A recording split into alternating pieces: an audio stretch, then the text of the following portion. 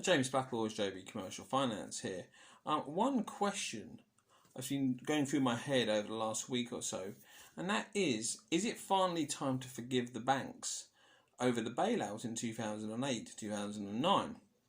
So the reason I ask this question now, and this is the question rather than my opinion, is because, as everybody knows, the banks were bailed out by the government. Not all the banks. The majority of banks were bailed out by the government, and the system certainly was bailed out by the government in 2008 following the financial crisis.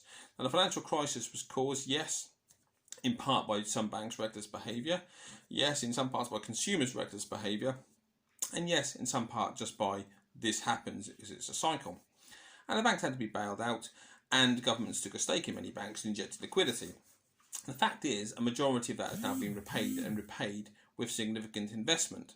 So, investment by being additional, let's call it interest, shall we say. So, a profit to the government. Not all of it. RBS is still part government owned, but a lot of it's been repaid, so that debt's been settled.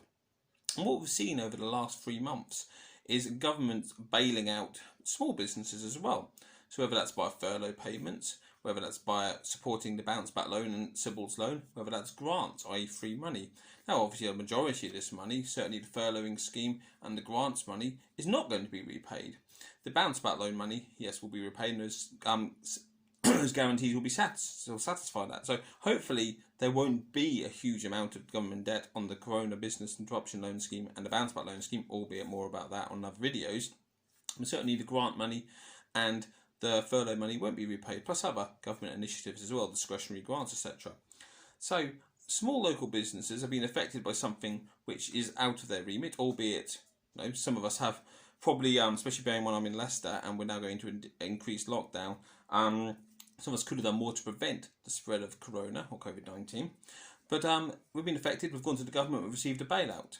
The banks did the same thing in 2008, albeit I know there were more architects that are in downfall than us guys on the street are, and yet we still hold it against them. Are we going to hold the same thing against ourselves for receiving the same kind of bailouts?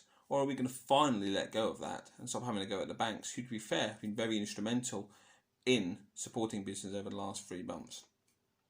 It's just one of those things that's come to me, and I'm wondering how people could justify this being any different to the position the banks are in 2008. Happy to hear any comments, questions. As I said, this is a question.